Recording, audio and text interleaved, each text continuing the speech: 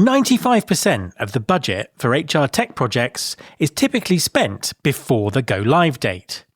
With such a lack of focus on adoption, it's unsurprising that many projects end in dissatisfaction or failure. So what happens when employers include tech adoption as an integral part of the project? Keep listening to find out. Support for this podcast comes from Vonk. Vonk is transforming recruitment advertising with a results-driven platform that helps employers attract, vet, and shortlist top-quality candidates efficiently. Trusted by global leaders like Danone, Bayer, Randstad, and PwC, Vonk combines AI-powered technology, deep ATS integrations, and recruitment expertise to streamline hiring workflows, enhance employer branding, and deliver measurable outcomes. With Vonk, you can streamline your recruitment process, improve ROI, and build diverse, high-performing teams. Hire smarter, faster. There's been more of scientific discovery, more of technical advancement and material progress in your lifetime and mine than in all the ages of history.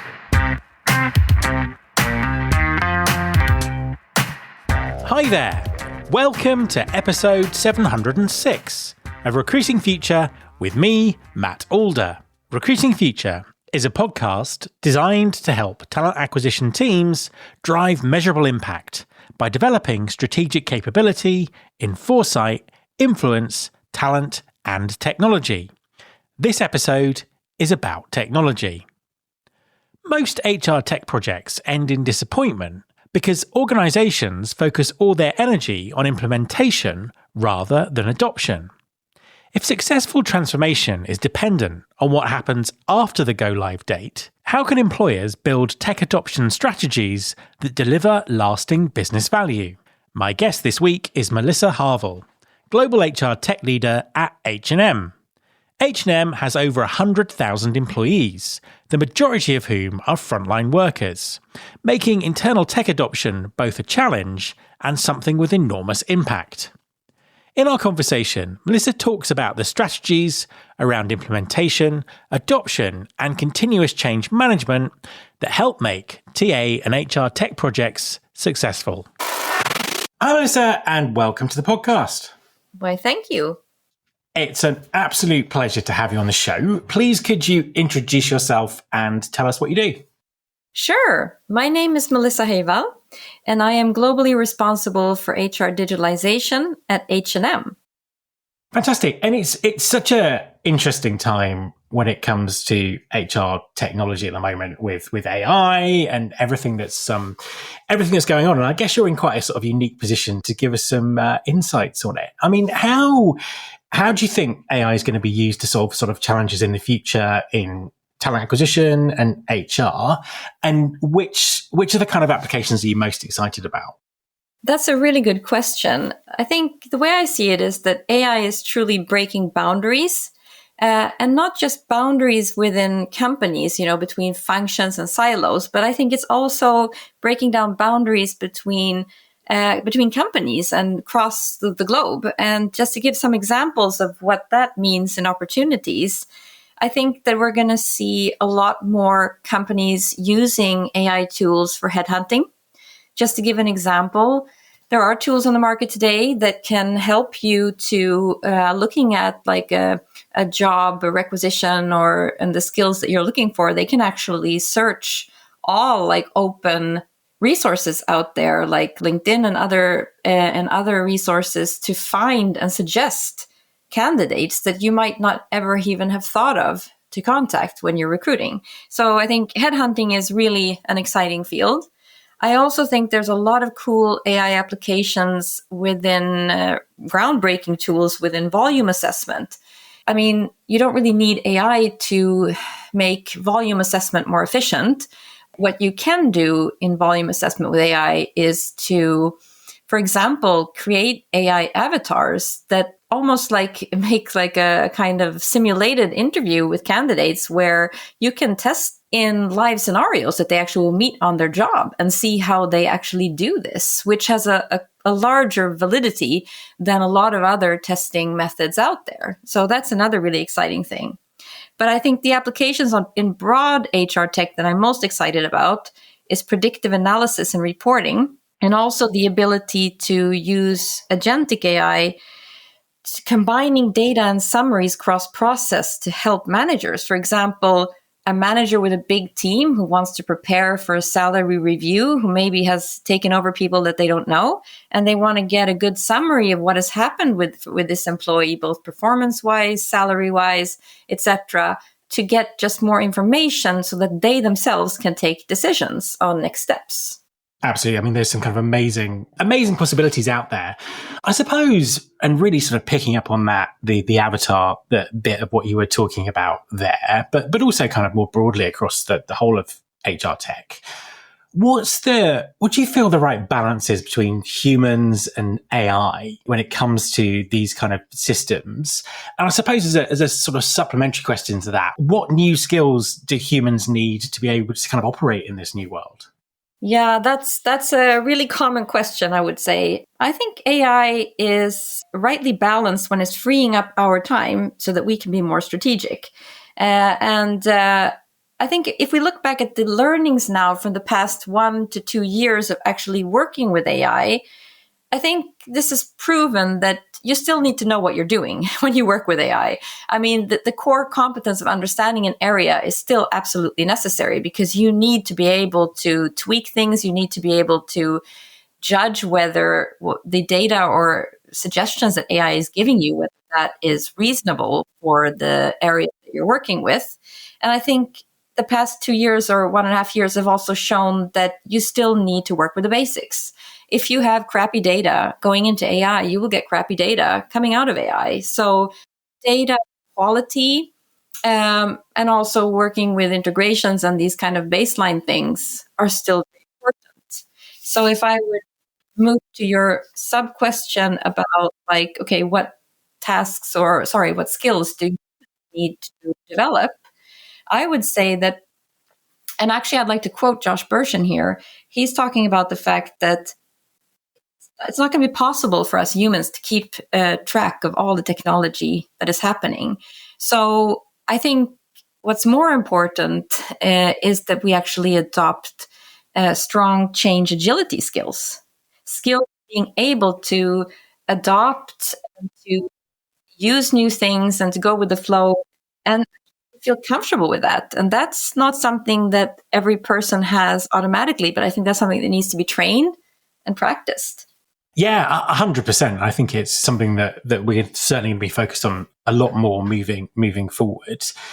Obviously, particularly in a large organization, implementing sort of new technology, particularly kind of like really innovative, groundbreaking technology like this is never kind of easy. What are the main challenges that you see when you're implementing, new HR and TA technologies across an organization as big as the one that you work for? Yeah, that is always exciting. And I think for us, we need to always keep in mind that the large majority of our colleagues, they're working in our stores and in our warehouses. So they are frontline workers. And I think for us, it's really important to enable and make sure that they can have a really good experience out in the field where they are. So that is something that I spend a lot of time thinking about and working on, is how to bring communication tools and support to the frontline part of the business. Obviously, we talked a little bit about the skills that are important within this, but one of the biggest challenges is obviously the shift in workflows, the change in work, the different ways of thinking that come with technology. How should organizations kind of work on that human side? How should they prepare teams and managers for the sort of the shifts in process and thinking that happen when this type of technology comes online? That's one of my favorite topics, to be honest. I think it comes down to change.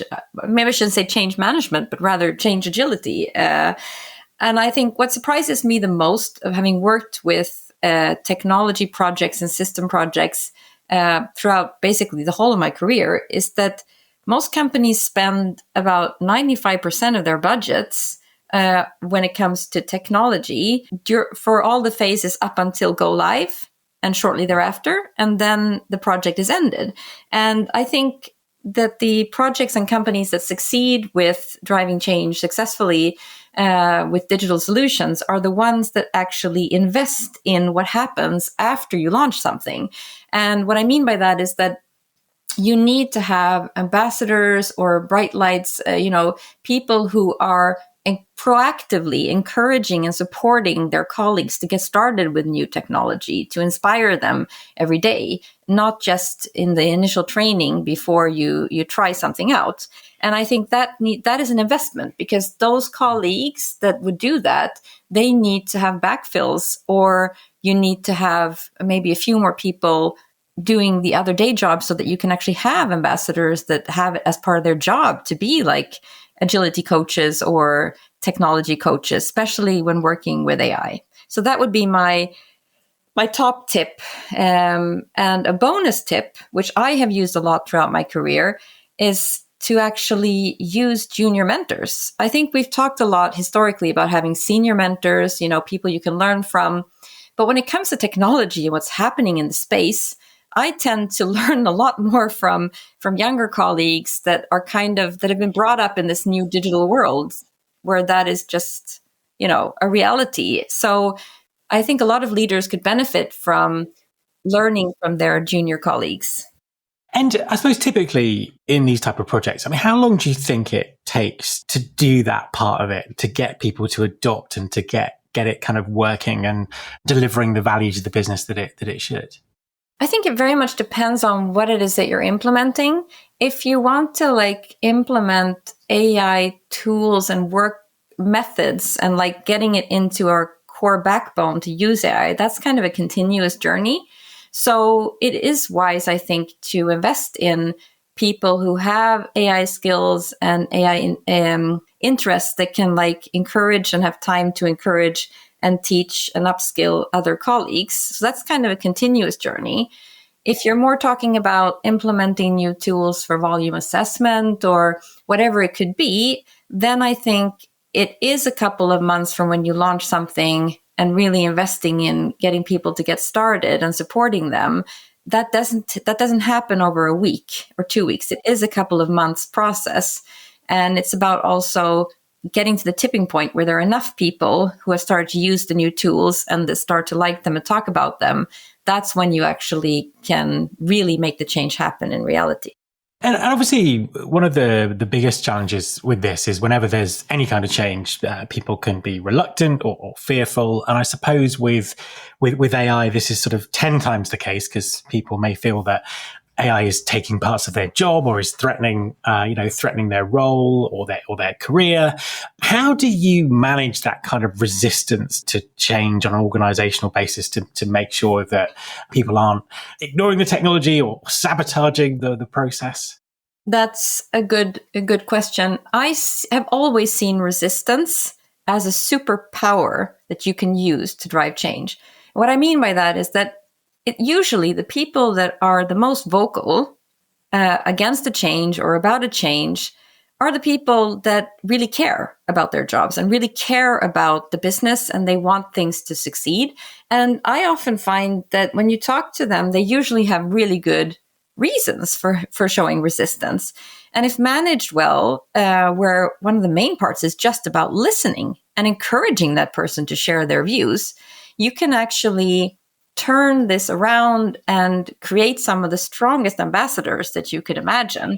So I think that it is important to involve not just people who are always the first adapters, but also to involve some people who are, very knowledgeable in the old processes that really are these informal leaders that really care, and try to involve them and let them shape the new solution partly, so that they feel that this becomes their own solution, so that they become ambassadors.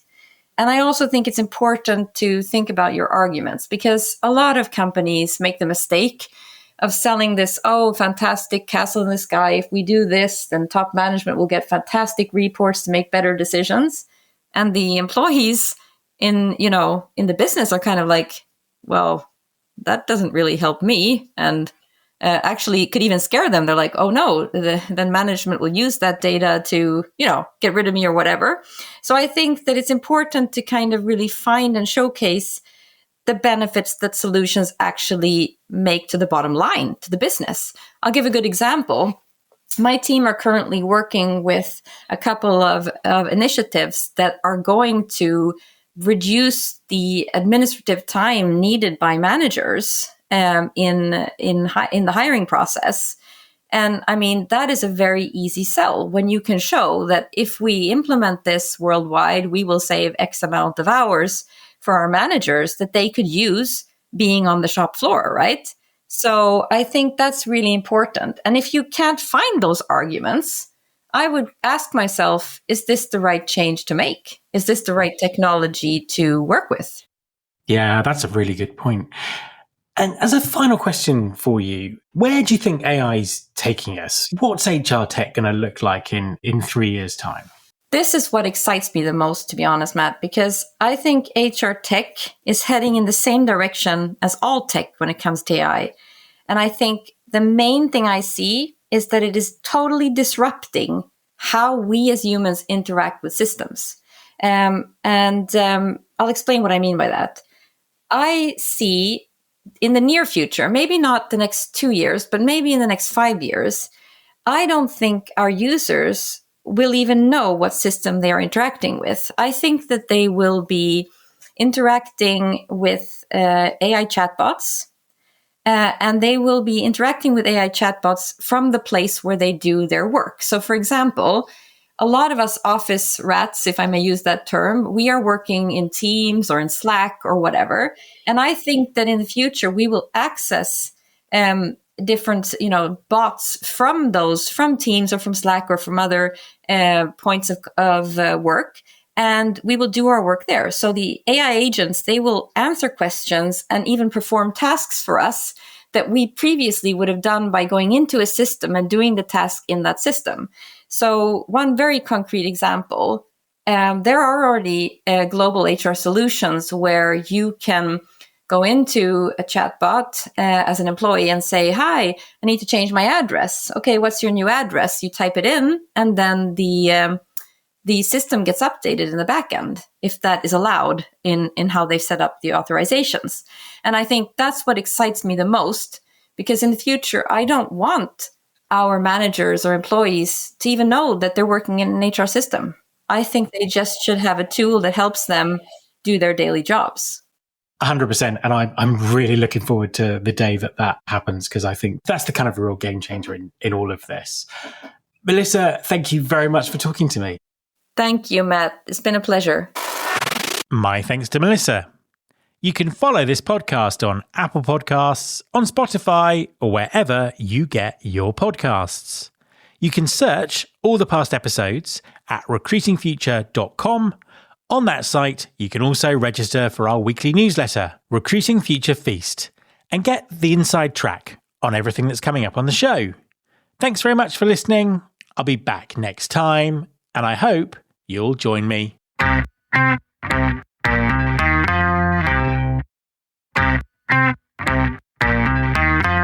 This is my show.